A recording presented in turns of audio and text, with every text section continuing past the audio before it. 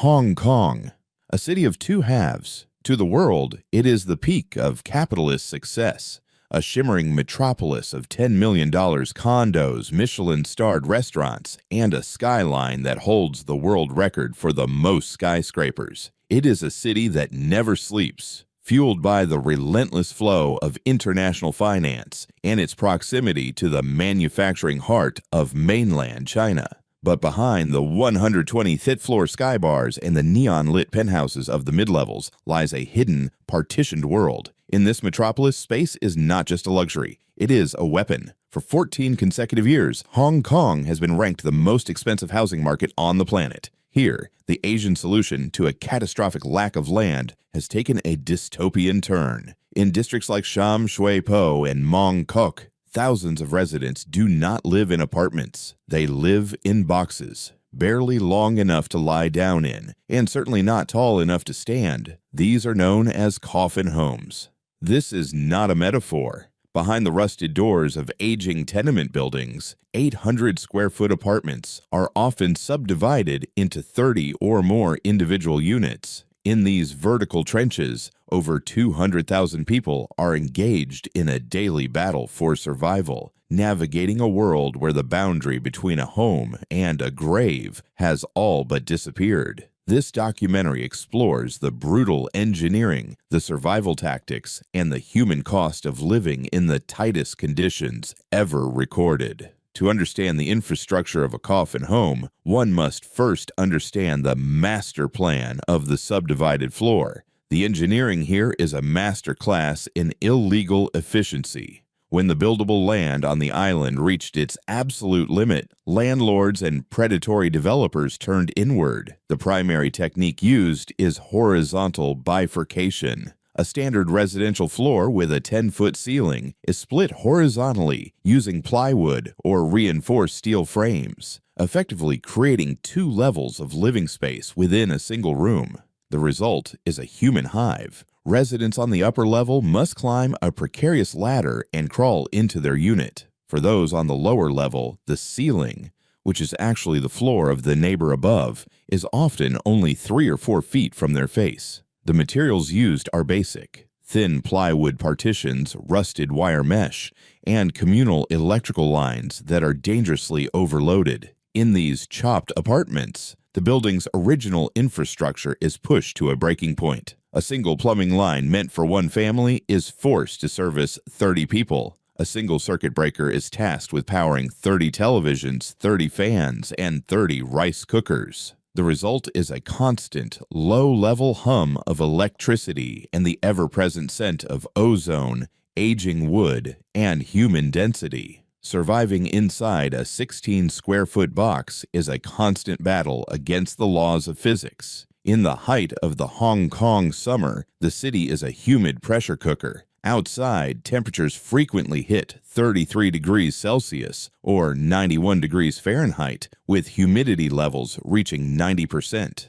Inside a subdivided apartment, the conditions are far worse. Because these units are built within the interior of larger rooms, they almost never have access to windows or natural ventilation. The primary solution for cooling in these environments is the 6-inch plastic fan. However, without a source of fresh air, these fans simply circulate the same stagnant, carbon dioxide-heavy air. In a coffin home, the thickness of the wall is often less than a centimeter of plywood. With 30 human bodies radiating heat in a confined space, the hot reservoir quickly rises, turning the units into thermal traps. This heat, combined with the extreme humidity, creates a perfect incubator for black mold. It blooms across the ceilings and walls, releasing spores that residents inhale for 10 to 12 hours a day. The air quality inside these coffins is frequently measured at 4 to 5 times the level considered hazardous by the World Health Organization.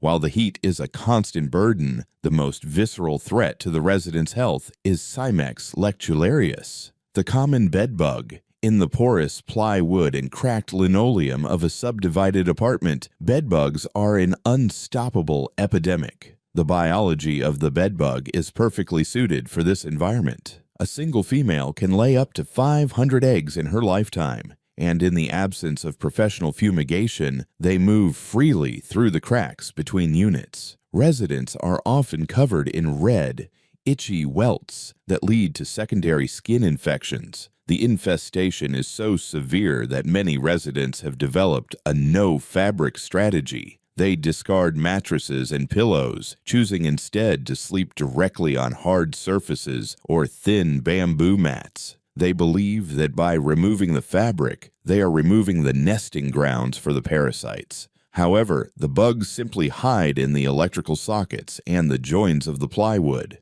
For the elderly living in these conditions, the constant blood loss from hundreds of bites can lead to chronic anemia and a weakened immune system, making the already harsh conditions even more lethal. The most shocking failure of modern infrastructure in the Coffin Homes is the collapse of sanitation boundaries. In a world where every inch is utilized, the distinction between where you eat and where you excrete has been engineered out of existence.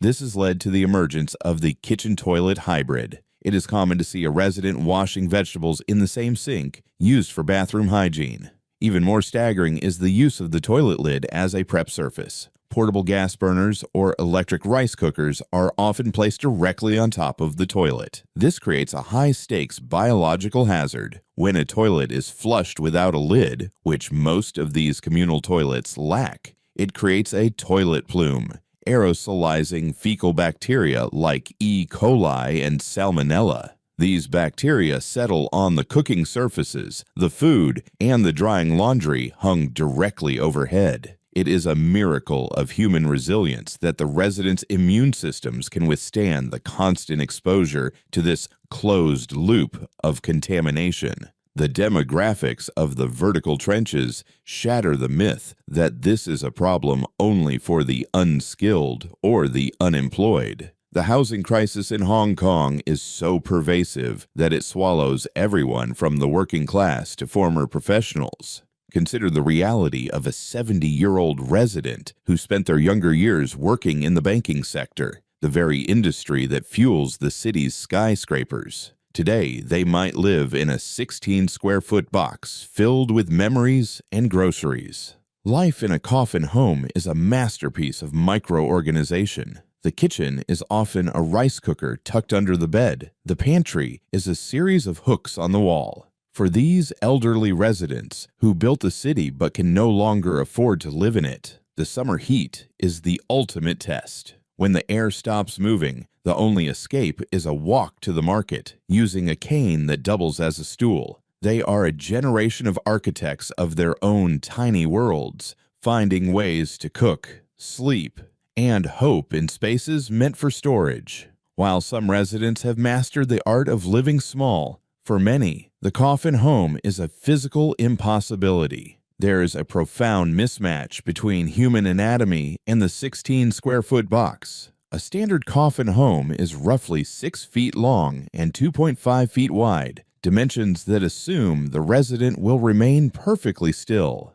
For those with larger frames, the architecture becomes a cage. It is common to see residents living with their sliding doors permanently open, as their shoulders are too wide to clear the frame when lying down. This total loss of privacy is the price of physical survival. Sleeping with knees permanently bent or limbs hanging into the communal corridor is the only way to avoid the claustrophobic pressure of the plywood walls. This physical confinement has a secondary effect: the destruction of the body's musculoskeletal health. Years of living in a state of permanent crouching or sideways sleeping lead to chronic back pain, joint degradation, and atrophy. For many, the life sentence of housing in Hong Kong is not just economic. It is a physical transformation that slowly destroys the body. The economic irony of Hong Kong is that those who keep the city running are often those most exploited by its housing market.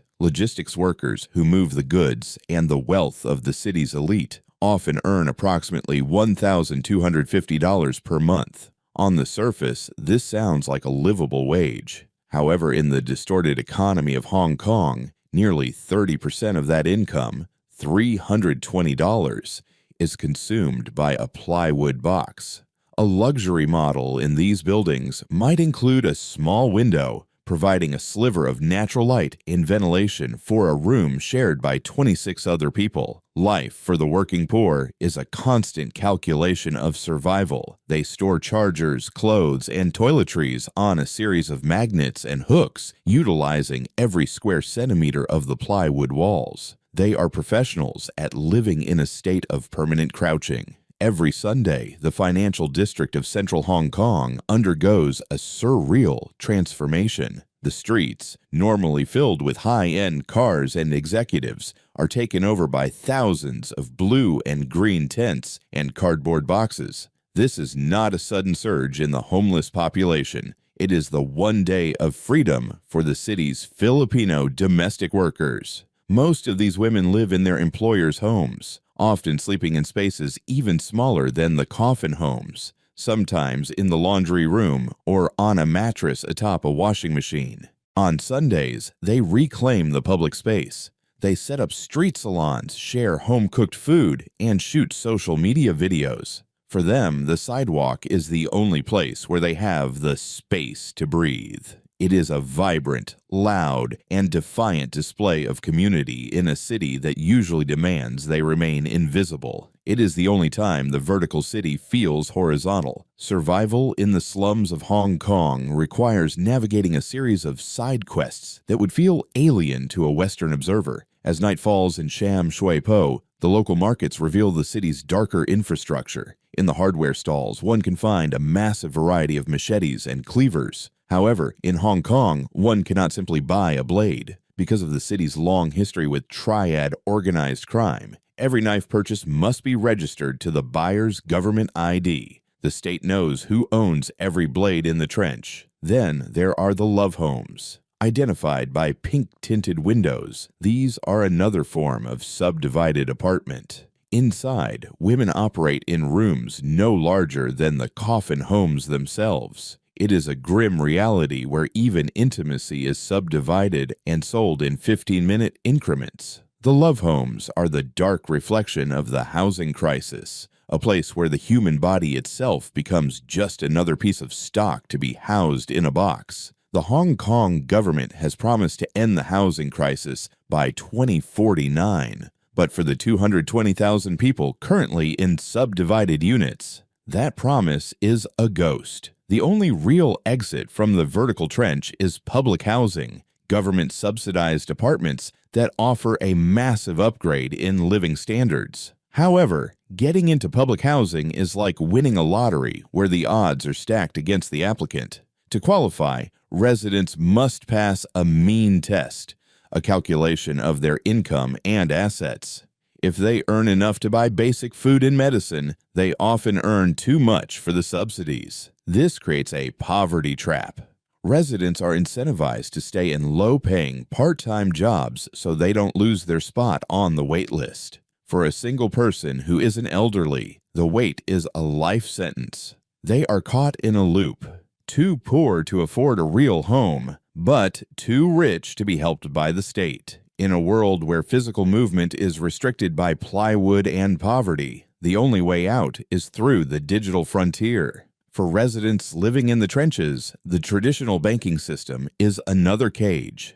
High fees, minimum balance requirements, and rigid identification laws make it nearly impossible for them to build a financial foundation. This is where the concept of borderless, decentralized finance becomes a survival tool. By utilizing platforms like Jupiter Exchange, residents are gaining a small piece of autonomy. Jupiter is a decentralized crypto exchange that allows users to swap and manage assets without a traditional middleman. For a Coffin Home resident, a smartphone is more than just a distraction. It is their primary piece of infrastructure. By utilizing internet-based currencies, they can receive support from family abroad or send small amounts of money to relatives in mainland China without a bank taking a predatory cut. In the vertical trench, where one is physically trapped in 16 square feet, having digital freedom is the first step toward reclaiming life. The ultimate tragedy of Hong Kong is that the spatial crisis follows residents into the afterlife. In this city, even the dead are facing a housing shortage. A permanent burial plot in a private cemetery is a luxury that can cost upwards of $128,000. For the average resident of a coffin home, this is an astronomical sum. The only other option is a public grave. But even here, space is not permanent. By law, after 6 years, a body buried in a public cemetery must be exhumed and cremated to make room for the next tenant. The ashes are then moved to a columbarium, a wall of thousands of tiny drawers. These drawers are no bigger than a shoebox. It is a poetic, albeit grim, conclusion to the Hong Kong story. A life that began in a cramped high-rise, moved through the horizontal bifurcation of a 16-square-foot coffin home, and ends in a 6-inch drawer. From the cradle to the grave, the people of the Hong Kong slums are defined by the boxes they inhabit. The vertical trench is a cycle that never truly ends.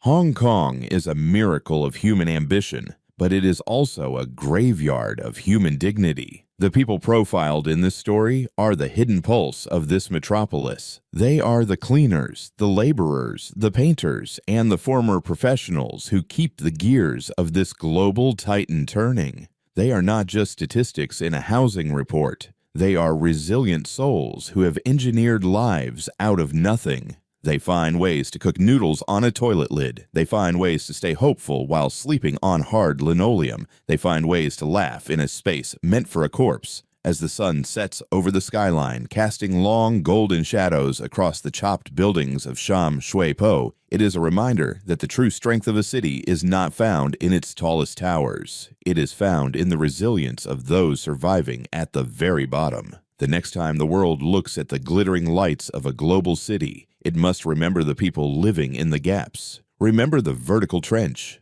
This is the reality of Hong Kong, a city of two halves. A city where the most expensive view in the world is often shared with a cockroach, and where survival is the greatest engineering feat of all.